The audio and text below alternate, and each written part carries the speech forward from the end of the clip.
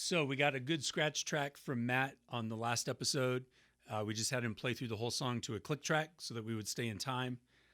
What we're going to do with that track that he played is use it to build the rest of the band. And he will come back at some point in the process and we'll replace that acoustic guitar. And then when all the music is done, we'll replace the vocals with the vocals that we want for the record.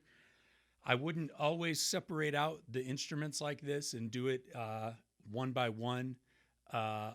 Certainly if it was a band and not an artist, I wouldn't break a band into sections because a band lives rehearsing in its practice space and playing together and playing at the same time, and rarely is breaking that into separate events a good idea.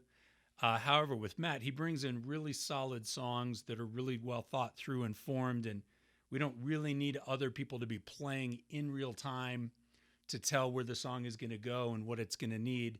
We also have the luxury of having a couple just really fantastic musicians in Matt's band that are really, really capable of coming in. You'll see John, the bass player, in a couple minutes. He's really capable of coming in and playing bass after I've played drums and making it feel like we were there together and locking. He and I have played on a bunch of records together, and we're probably tighter when we play weeks apart than when we play gigs. I don't know. And then the guitar player who's going to come in is also really fantastic and just doesn't need us to be playing in the same space for him to make sense of the song. So that's a luxury that we have, and we'll go ahead and do the song this way because of that. And Matt's brought in a really great, we know what needs to happen. So let's talk about that for a second from a drum perspective. The song, Matt's kind of leaning into that 2-beat thing. So clearly, or at least it seems to me like we probably want to head in that kind of direction with the drums and play into that 2-beat thing, not make it a country song, and it certainly doesn't swing or shuffle, but we'll play the 2-beat. However, we don't want this to be like an Americana kind of all acoustic 2-beat song. And it's going to live on a record that's got songs that already have electric guitars and loops and keyboards and a bunch of other things that are a little more produced. So we don't want to just fly to one extreme opposite end of the spectrum sonically with just one song. So we'll let it be what it wants to be, but also try to pull it in to the feel of the rest of the record a little bit. So I'm going to kind of lean in and maybe play a little harder than I would if it was a normal 2-beat thing. I have a couple kick drums set up. This red one doesn't have a front head, and it's just all about the punch. But then right in front of it is a kick drum that has nothing inside of it, no front hole on that front head, as you can see. It's also mic'd up. So we're going to get some length from that, and it'll give us a little bit bigger, rounder, kind of concert bass drum thing. But at the core, we won't be sacrificing the punch of this close kick.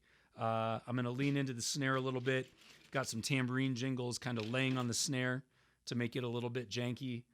It probably feels like the interlude that came after the second chorus, which is the verse progression one time through without the lyric. Jesse, the guitar player, will probably play a solo.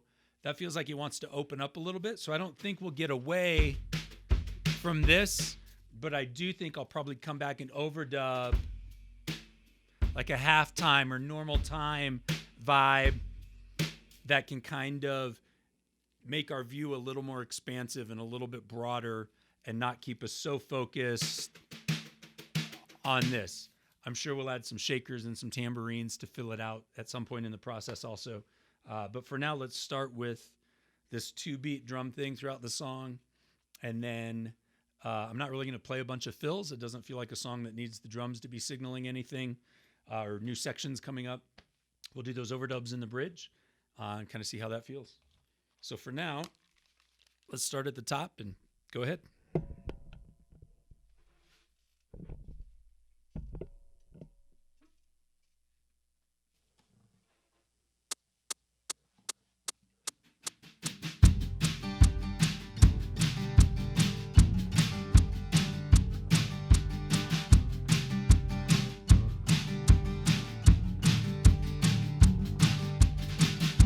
Do I hear whispers in the dark?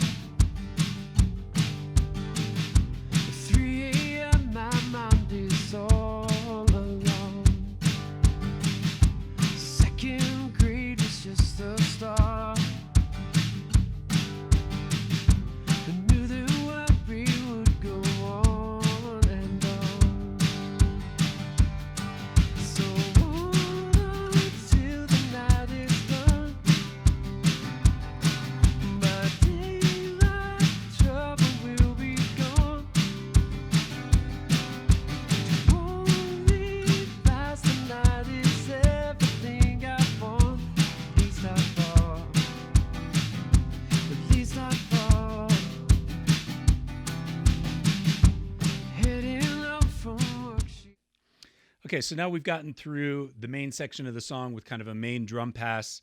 I'm going to go back and overdub those bridge parts, or not the bridge, but the interlude, which will be a guitar solo, just to open it up a little bit. We've got this happening, and we just want to make it a little more expansive. I feel like it wants to open up. So I'm going to just simply record over the top of that. Hopefully, it'll just kind of help broaden the perspective a little bit. So we'll go ahead and run that.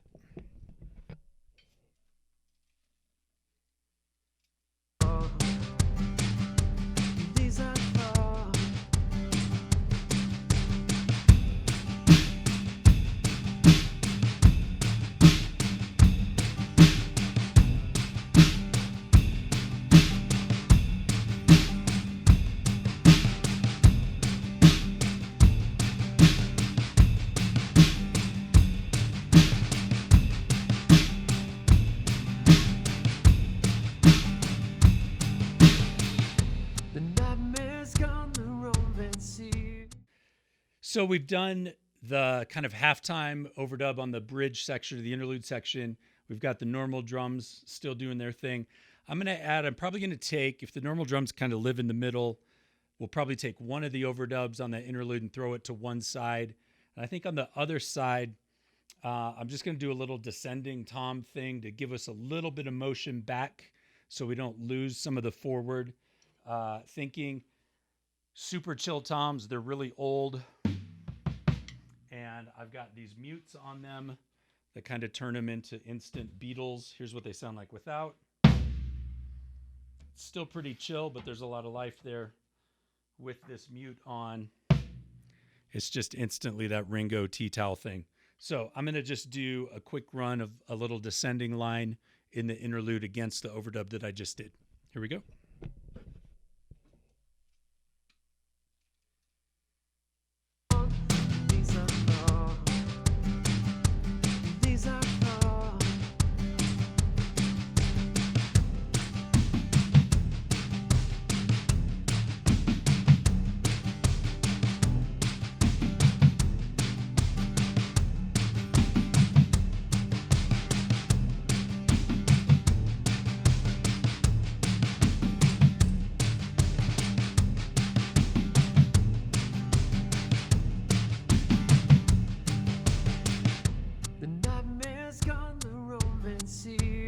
So it feels like that section's starting to get to a cool spot where it's still building. It's still got the main drum thing. The two overdubs on either side are kind of helping space it out a little bit.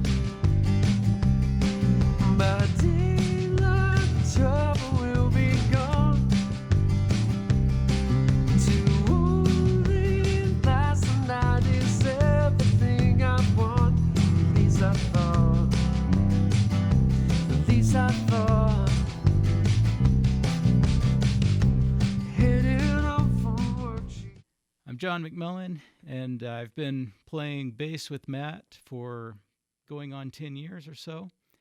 Done a lot of records together, worked a lot with Matthew Tobias here at Empty House for probably about 6 or 7 years. And so one of the things that I love doing is taking a new song like this one and kind of figuring out what the low end needs to do. And that goes into gear selection and, obviously note choice. More importantly, the feel of the song. And, a lot of times the bass is really not noticed too much, which is fine by me. I like to be not noticed so much, but it's always crucial as the foundation. And I do like to throw a few little licks here and there in, and try to make it interesting for the listener.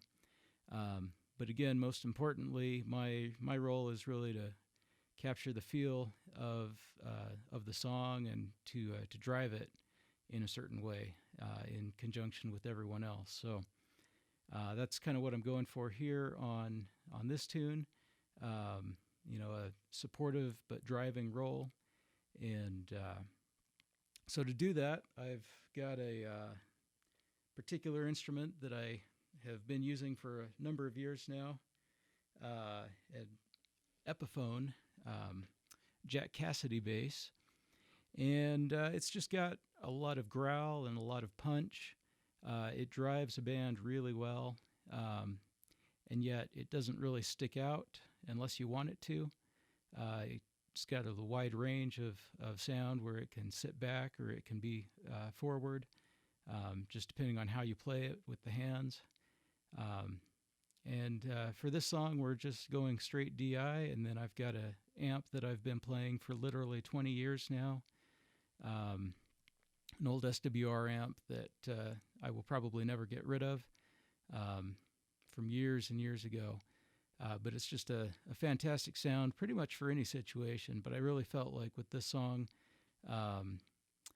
it's not exactly Americana, it's not folk, it's not exactly rock, but yet we're driving pretty good, pretty hard, and I just feel like this combination does a good job at that.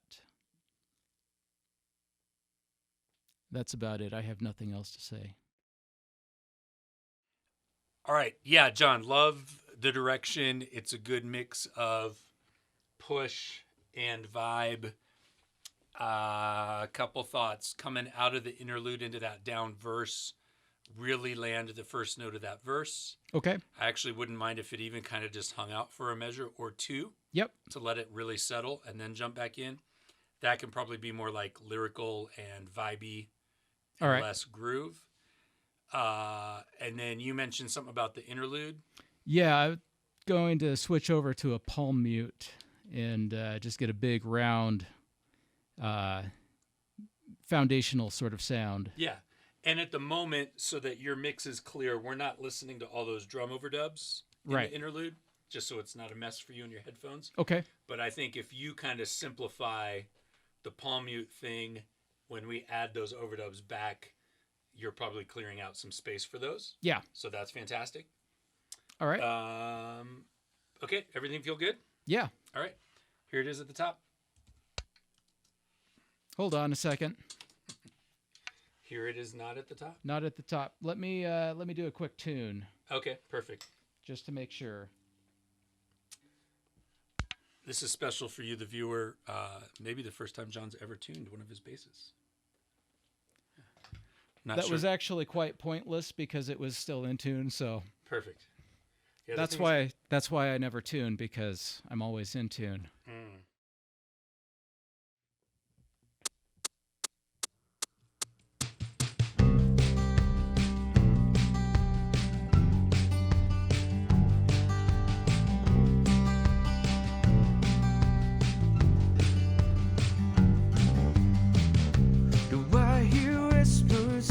Dark. 3 a.m. my mind is all alone.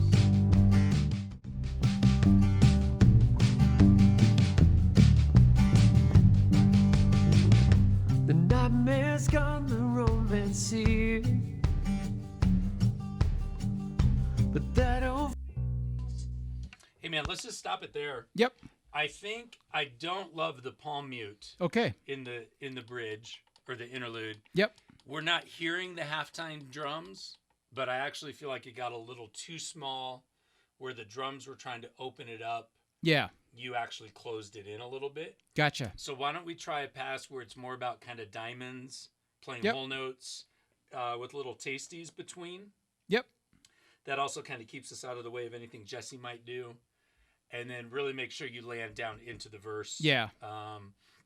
But I like the idea of the palm mute thing. Let's try the opposite. Yep. Cool. I will drop you in at the top of that. Sounds good. Everything I want, these I thought, these I thought.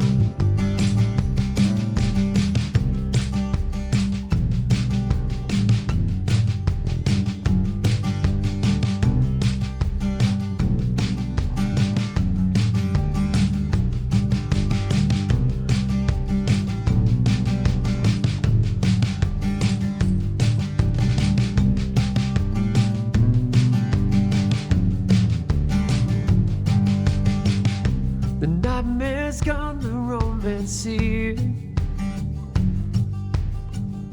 But that old feeling seems to reappear. The time does not heal every wound, and life just keeps on showing that it's true.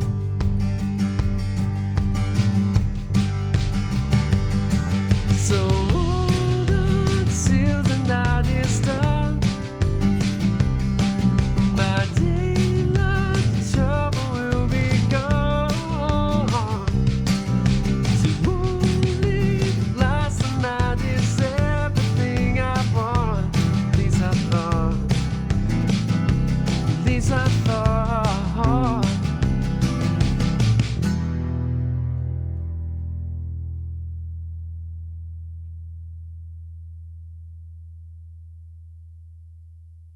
That was it. Sweet. Yeah, I think we've got it. Let me do a couple of these edits. All right. I love what's here. Cool. Great job. Thank you. Thank you.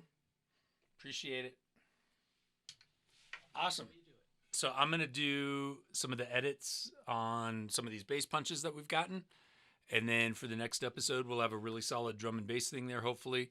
We'll get the electric guitar player in to do his thing, and we'll keep going. Thanks. And it's true.